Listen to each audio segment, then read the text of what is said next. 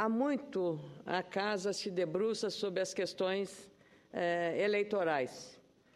E a reforma política ou reforma eleitoral é sempre dita em prosa e verso que é a mãe das reformas, é a reforma das reformas. E nós entendemos que assim o seja.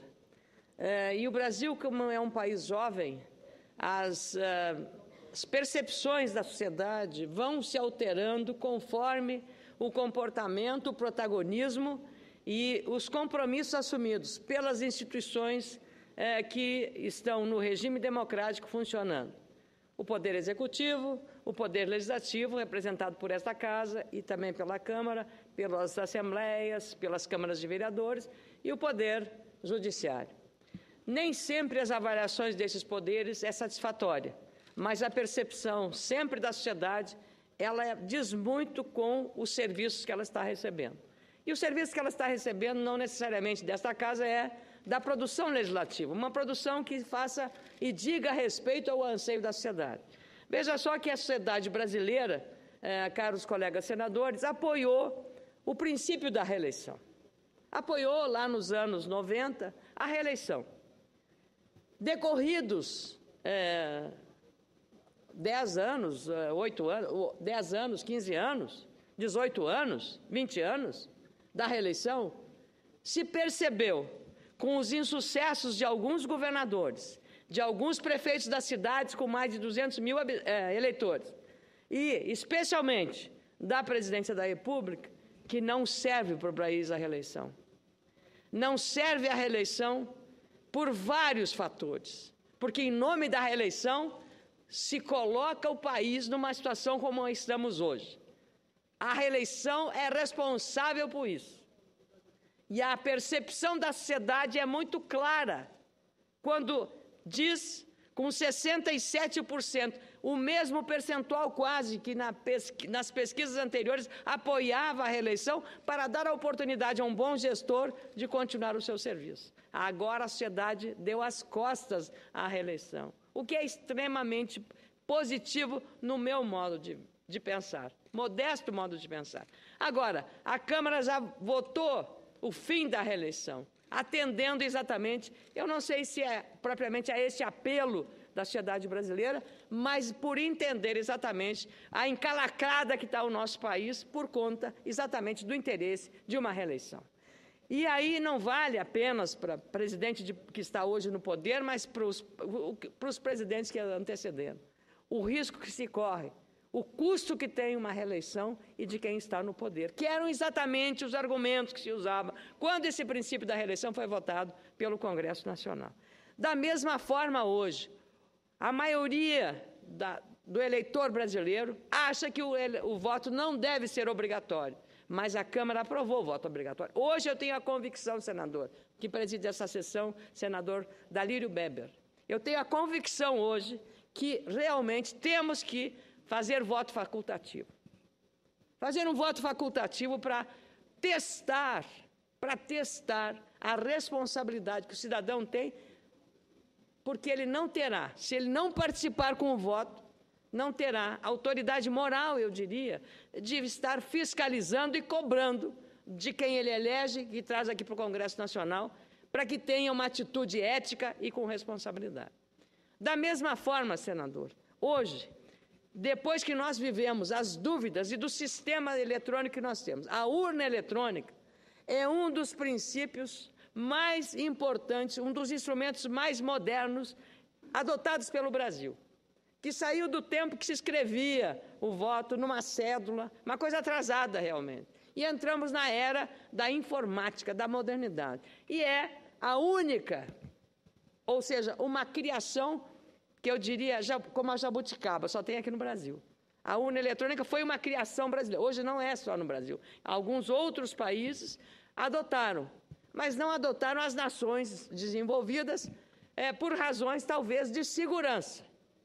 E mesmo a nossa urna, por estudos científicos de especialistas, aqui na Universidade de Brasília, uma universidade pública, pesquisadores que trabalham com TI, tecnologia da informação, provaram por A mais B que essa urna pode ser invadida por hackers E, portanto, se está provado tecnicamente isso, cientificamente isso, por que nós vamos correr riscos no futuro? Na eleição passada para a presidência da República, muitas dúvidas foram suscitadas à medida que a apuração dos votos foi feita.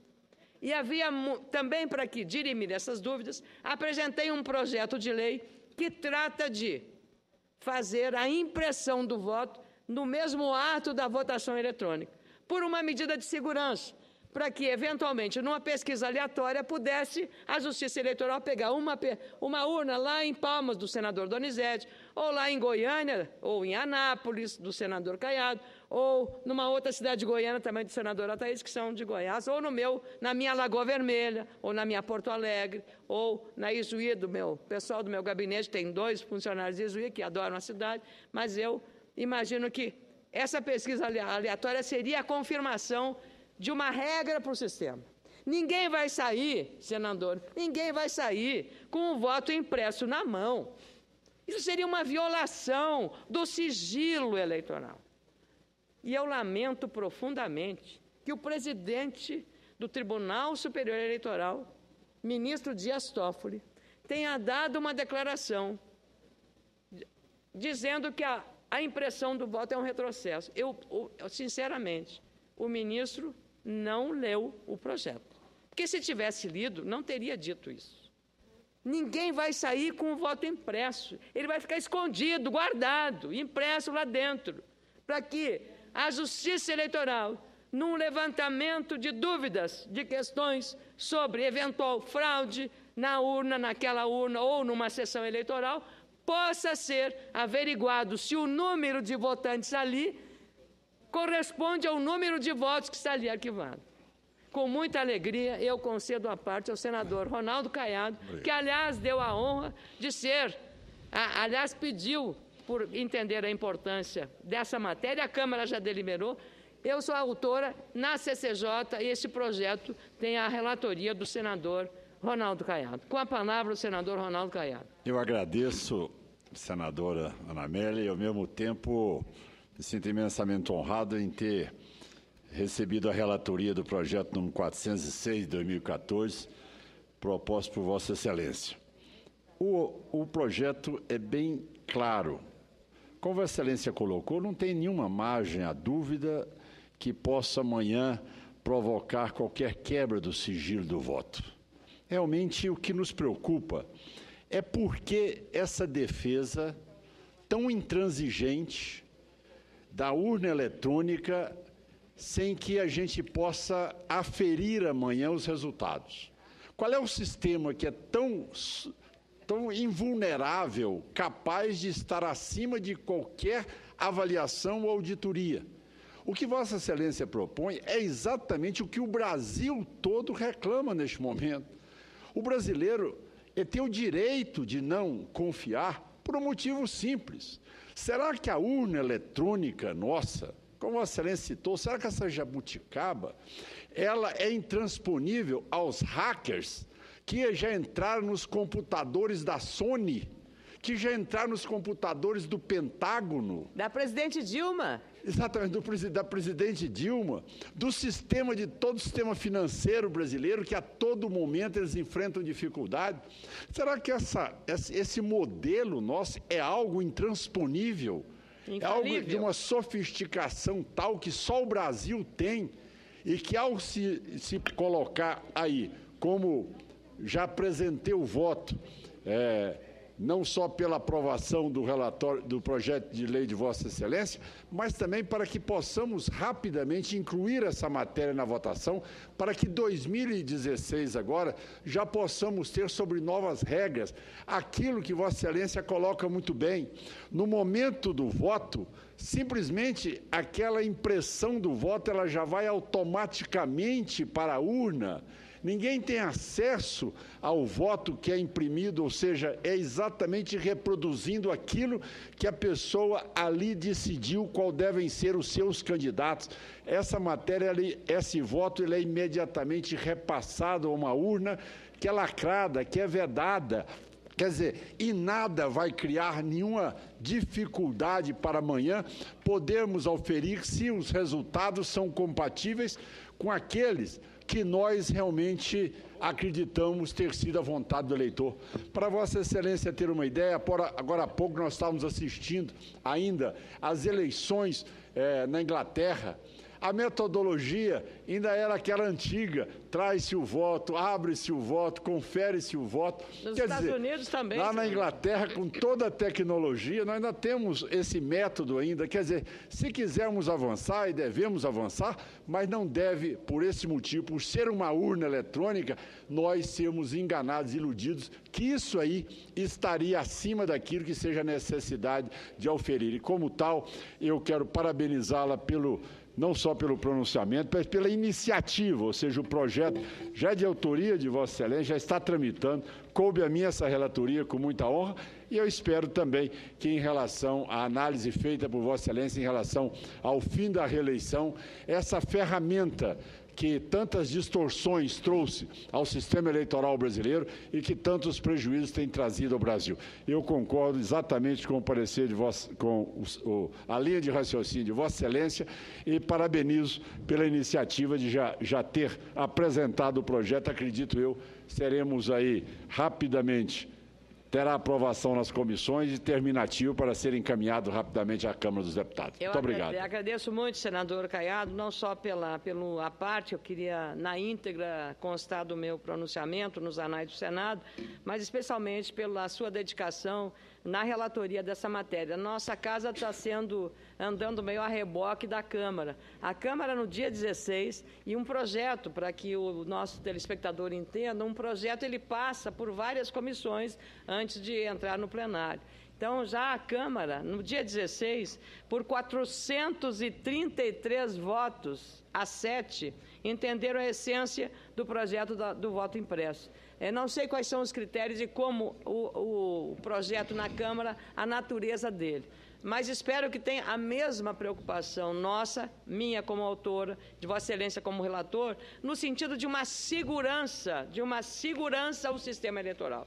Nós não somos, nem Vossa Excelência, nem nenhum senador, contrário à urna eletrônica. A urna eletrônica é uma engenharia muito defensável, defendo inteiramente a urna eletrônica, mas, como disse Vossa Excelência, nós não podemos achar que a urna eletrônica brasileira, eficientíssima, ela é infalível e inviolável. Essa é a questão. Por isso que as dúvidas suscitadas na eleição, daqueles trabalhos feitos pelos nossos pesquisadores, não foi só aqui em Brasília, lá na Paraíba, na Universidade Federal da Paraíba, também alguns pesquisadores e investigadores chegaram à mesma conclusão. Nós não queremos impressão de voto. Ninguém vai sair com papel dizendo em quem votou para evitar, eventualmente, uma comercialização condenável sob todos os aspectos da venda do voto. Não é isso. Nós queremos tão somente a segurança, porque a segurança desse exercício democrático é a segurança para a própria democracia brasileira.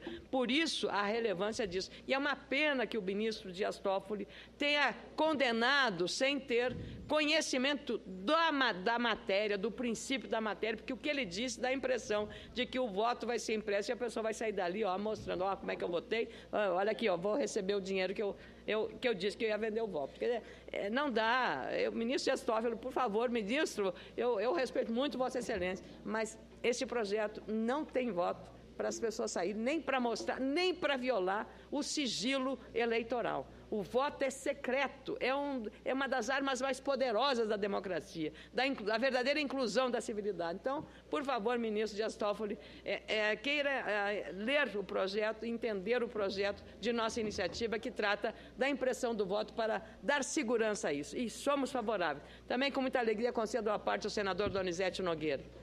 Senadora Ana Amélia, obrigado pela parte.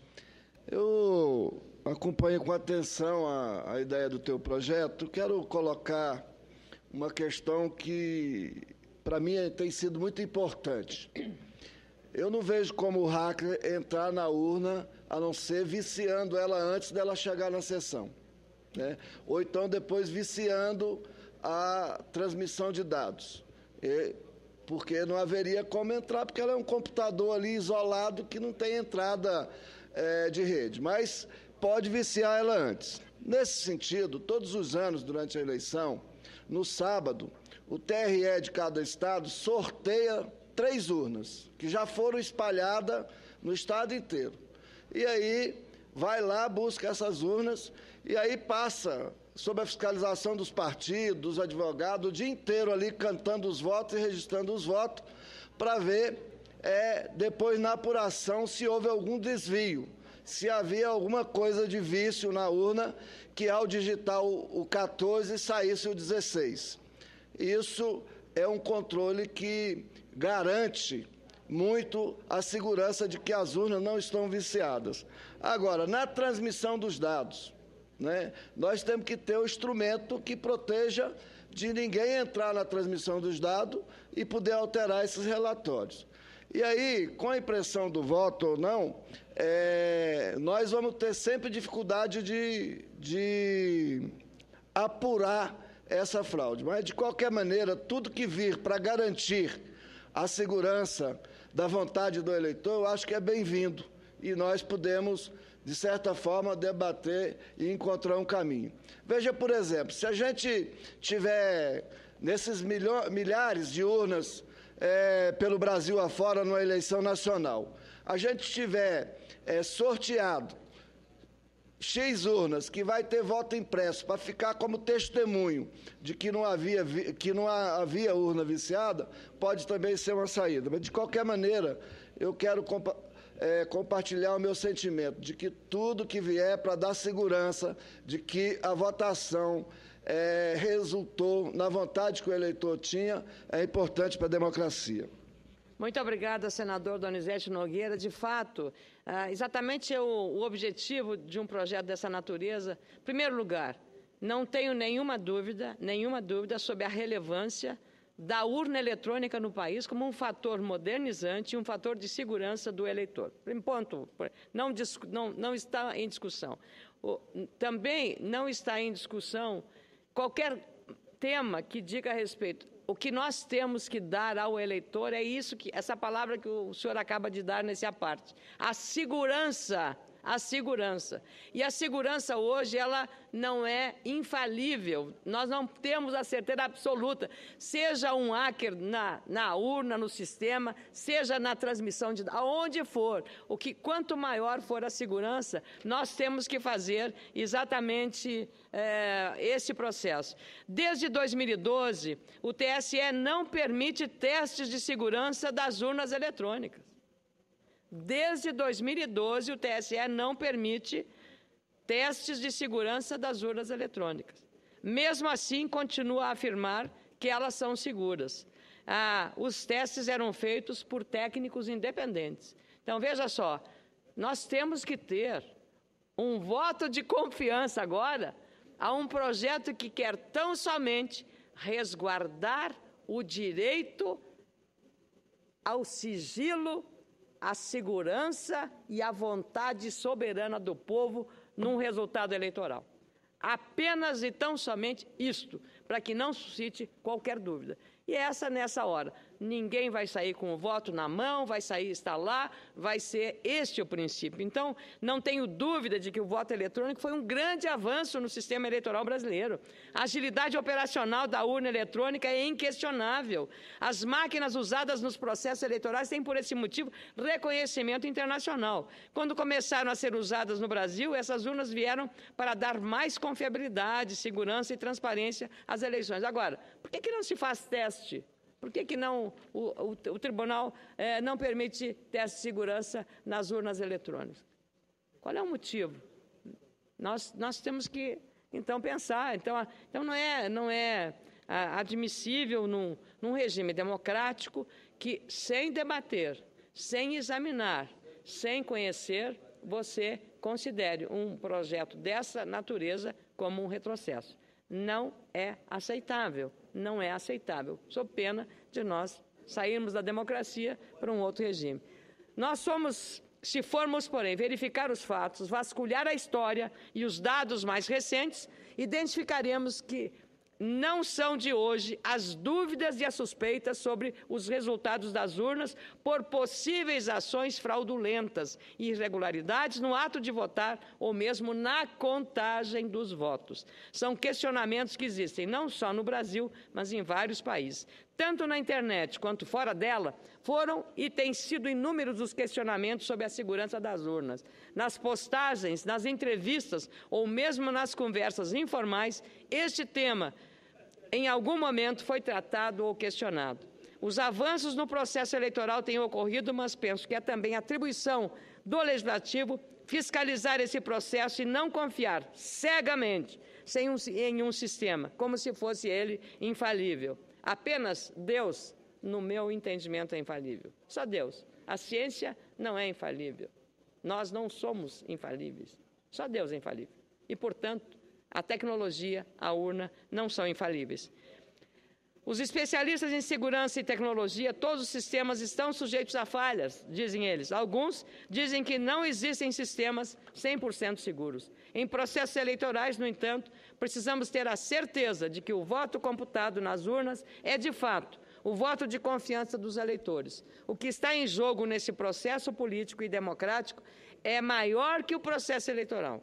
É a escolha da maioria dos eleitores em relação aos governantes e políticos que liderarão as transformações que o país, estados e municípios precisam. Estamos falando de futuro, dos destinos da vida, da política, da economia, da sociedade brasileira. Por isso, a necessidade de um aperfeiçoamento, ajustes importantes que devem ser verificados permanentemente e que esta Casa, assim como fez a Câmara, tem obrigação de trazer para o debate. Firme nessa convicção, eu apresentei o projeto de lei do ano passado, o PLS 406, que tem a relatoria do senador Ronaldo Caiado, que ele é até mais abrangente na relatoria. Mudou um pouco, ampliou um pouco mais a relatoria, sugerindo pequenos ajustes para possibilitar a impressão de todos os votos. No meu caso, era apenas em algumas urnas para dar uma identidade se havia ou não. O senador Ronaldo Caiado, no seu relatório, ele sugere a impressão de todos os votos, sem a identificação do eleitor, permitindo, se for o caso, a utilização dos impressos como instrumento de prova em um possível e eventual pedido de recontagem a ser definido pela Justiça Eleitoral. Ora, se nessa impressão não está nem o nome, nada indicado, como é que vai haver violação? Como vai haver violação, ministro Dias Toffoli? Não tem impresso nada, nem o seu CPF, nem o seu RG, nem o seu nome. Apenas a impressão conciliada com o voto que o eleitor votou ali. Então, realmente preciso dar um voto de confiança nesse projeto. Como sempre destaco, o projeto não haverá recibo para o eleitor e aí nós temos que entender que a Casa tem essa responsabilidade. As redes sociais, senador Ronaldo Caiado, bombaram, vamos falar a linguagem dos jovens, esse projeto. E agora, com essa pesquisa Datafolha, aprovada aqui sobre reeleição, a Câmara, pelo menos, está sintonizada. Só que eu não concordo que, terminada a reeleição, não se altere também o período de mandato de um executivo. 4 anos eu entendo que é pouco. Então, 5 anos de mandato, fim da reeleição, e acho que seria um bom serviço que nós estaríamos prestando à sociedade brasileira. Muito obrigada aos apartes, obrigado, senhor presidente.